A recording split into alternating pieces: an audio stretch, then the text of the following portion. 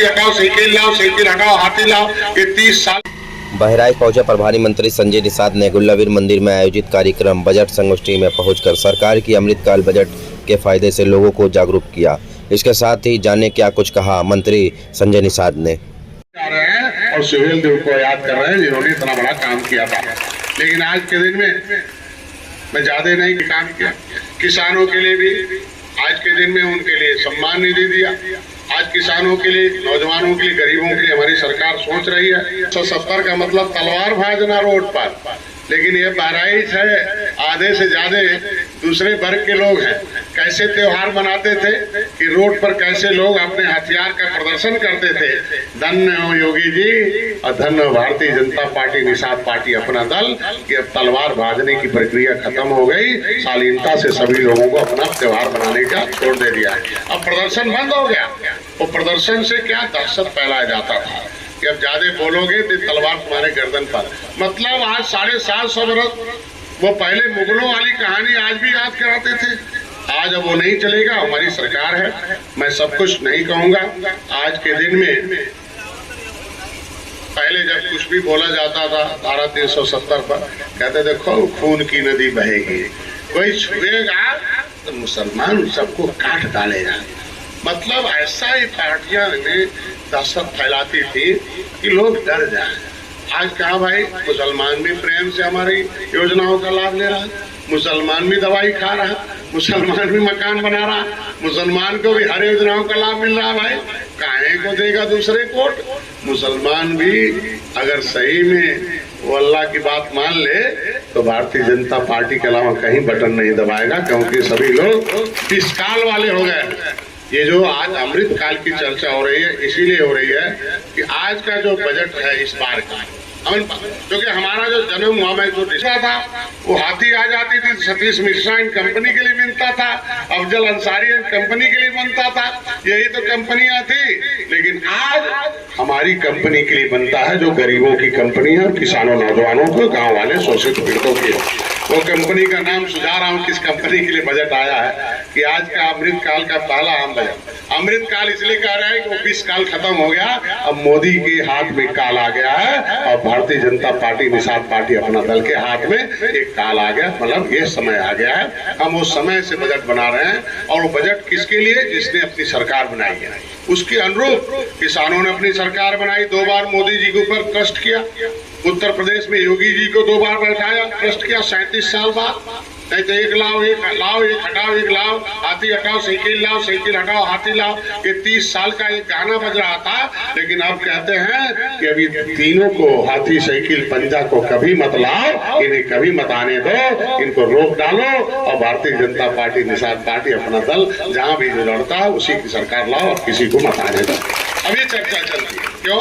दुख का, वो दुख का काल था, वो विष का काल था। विष मतलब हम अपने ही ओर से अपनी बर्बादी, अपने ओर से अपना ऐसा दरोगा बना दो डंडे बजना शुरू, अपने ओर से ऐसे माफिया ला दो कि दहशत फैलाए, अपना ऐसे ओर से ऐसा गुंडा लाओ कि आप ही की जमीन कब्जा हो जाओ, ऐसे ओर से सरकार बनाओ कि चंगू मंगू नौकरी पाओ और बाकी जाति बाकी धर्म बाकी लोगों को ऐसे रोड पर घुमाओ। आज के दिन में देखिए नौकरी निकलती है, मैं तो खुशी में अपने निषाद भाई यहाँ बैठे तमाम, इनसे बताऊं 70 साल से लोग तरसते हैं, लेकिन एक 2-3 महीने जो लिस्ट निकलती है आयोग से उसमें 2-4 निषाद का बेटा और बेटी जरूर अधिकारी और कर्मचारी हो जाते हैं। हम तो ऐसे ही खरीद रहे हैं। आज पहली बार, पहले हमारे विधानसभा में कितने गुंडा, कितने माफिया, कितने कतली, 302, कितने 307, कितने चोर डकैत, ये गिनती होती थी। किस पार्टी के पेपर वाले भाई बैठे हैं यही लोग छापते थे।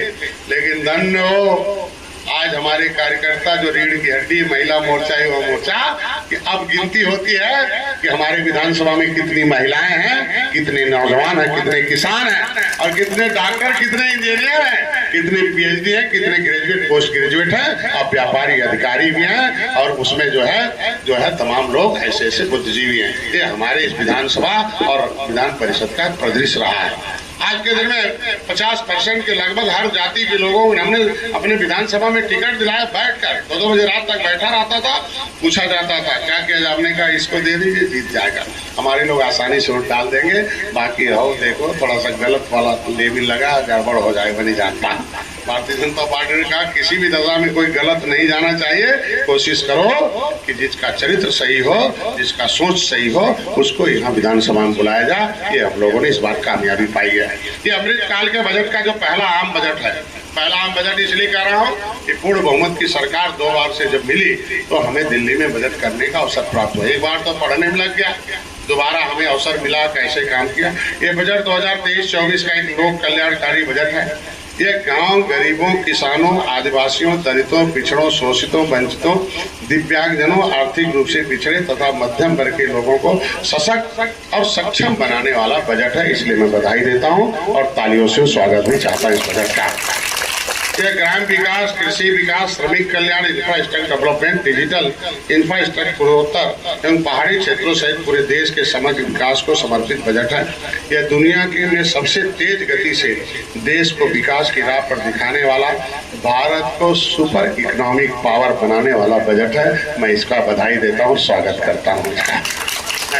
आप इसे समझ लीजिएगा कि पहली बार है कि जो बजट बना तो विपक्ष भी में थपथपा रहा था, इसके मतलब हमारे बजट का स्वागत वो भी विपक्ष का भी आदमी कर रहा था। इसलिए मैं बधाई देता हूँ, पहली बार 70 साल में है। तो विपक्ष का एक सोच है कि कुछ भी अच्छा भी हो तभी विरोध करो, लेकिन इसके मतलब बहुत अच्छा है, इसके मतलब हमें इस चीज को करना होगा। ऐसे सर्व समावेशी मतलब सभी लोग जो हम लोग आवेश में आके हटाए हैं साइकिल, पंजा, हाथी को आवेश में आकर हटाए हैं ना, गुस्से में, तो कुछ इरादे थे कि हमारे लिए भी हो जाए बजट। तो ऐसे समावेशी देश में के जन जन और हर क्षेत्र के सर्वांगीण कल्याण के प्रति समर्पित आम बजट के लिए हम माननीय प्रधानमंत्री मोदी जी, वित्त मंत्री निर्मला सीतारमण एवं उनकी पूरी टीम को हार्दिक अभिनंदन करते हैं। पर ज्यादा नहीं, इसमें कुछ करना, कुछ बिंदु ऐसे है कि नागरिकों के लिए बड़े अवसर उपलब्ध कराना है इस विकास का। जैसे 70 साल से सताया गया एक बिरादरी बैठी बगल में, आप सब लोगों को याद बहुत जरूर दिलाऊंगा कि पहले सड़क नहीं था, नदी थी, नदियों से चलता था यात्रा